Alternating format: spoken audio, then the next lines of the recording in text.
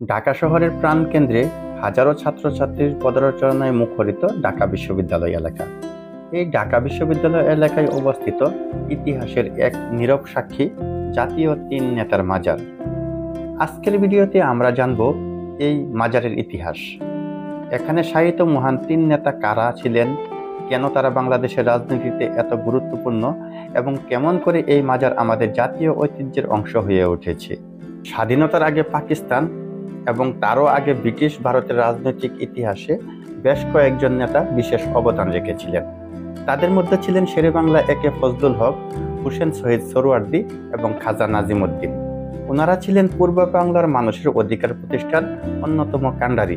এই তিন নেতাকে একত্রে কবর দেওয়া হয়েছে একটি বিশেষ মাজারে, যাতে পরবর্তী প্রজন্ম তাদের সম্মান এবং স্মৃতি ধরে রাখতে পারে। 1963 সালে প্রথম শেরেবাংলা একে ফজলুল হকের মৃত্যুর পর এই স্থানটি মাজারে রূপান্তরিত হয়। পরে শহীদ সোহরাওয়ার্দী ও খাজা নাজিমউদ্দিনকেও এখানে সমাহিত করা হয়। শেরেবাংলা একে ফজলুল হক ছিলেন বঙ্গীয় কৃষক প্রজা পার্টির প্রতিষ্ঠাতা এবং বাংলার মুখ্যমন্ত্রী। তার দেওয়া লাহোর প্রস্তাব 1940 সাল থেকেই পাকিস্তান গঠনের পথ তৈরি হয়। তিনি ছিলেন গরিবের বন্ধু এবং শিক্ষা ক্ষেত্রেও অসাধারণ অবদান রেখেছেন। হুসেন শহীদ সোহরাওয়ার্দী তিনি ছিলেন অবিভক্ত বাংলার শেষ মুখ্যমন্ত্রী এবং পাকিস্তানের প্রধানমন্ত্রী, গণতন্ত্রের প্রবল সমর্থক এবং রাজনৈতিক গুরু। 1952 সালের ভাষা আন্দোলনের পর বাঙালি জাতীয়তাবাদের বিকাশেও তার গুরুত্বপূর্ণ অবদান রয়েছে। আর খাজা নাজিমউদ্দিন ছিলেন পাকিস্তানের দ্বিতীয় গভর্নর জেনারেল এবং পরবর্তীতে প্রধানমন্ত্রী। ব্রিটিশ আমলে ঢাকা বিশ্ববিদ্যালয়ের উপাচার্য হিসাবেও দায়িত্ব পালন করেন তিনি ছিলেন রক্ষণশীল রাজনীতির প্রতিনিধি, তবে পূর্ব বাংলার জন্য অনেক কাজ করেছেন। এই মাজারটি একটি আধুনিক ও সৌন্দর্যমণ্ডিত স্থাপত্যশৈলীর নিদর্শন। তিনটি কবর পাশাপাশি অবস্থিত একটি বড় আকারের সাদা মার্বেল প্ল্যাটফর্মে।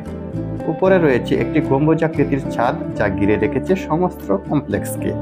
চারপাশে রয়েছে সবুজ গাছ, ছায়া ঘেরা বসার স্থান এবং ভেতরে প্রবেশ করলে একটি অদ্ভুত শান্তি অনুভব করা যায়। মাজারের দেওয়ালে খোদাই করা আছে তিন নেতার নাম এবং সংক্ষিপ্ত পরিচিতি।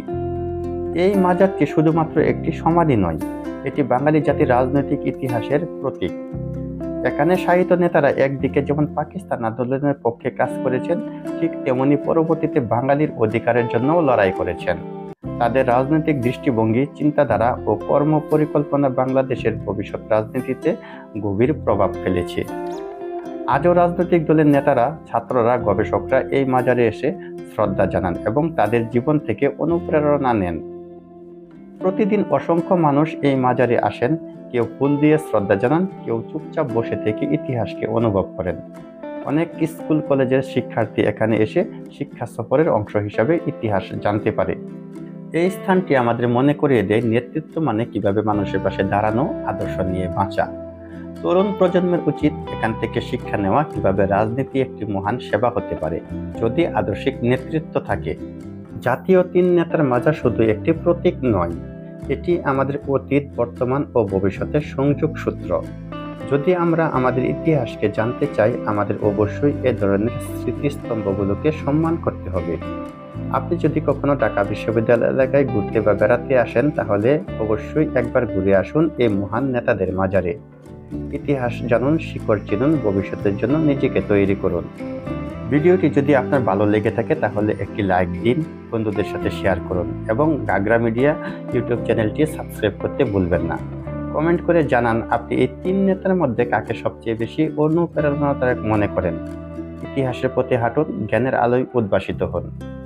দেখা হবে আবারও নতুন কোনো স্থানে নতুন কোনো ভিডিও নিয়ে। সে পর্যন্ত সবাই ভালো থাকুন, সুস্থ থাকুন, সুন্দর থাকুন, নিরাপদে থাকুন। সকলের জন্য সুস্বাস্থ্য এবং মঙ্গল কামনায় আজকের মতো বিদায় নিচ্ছি। আল্লাহ হাফেজ।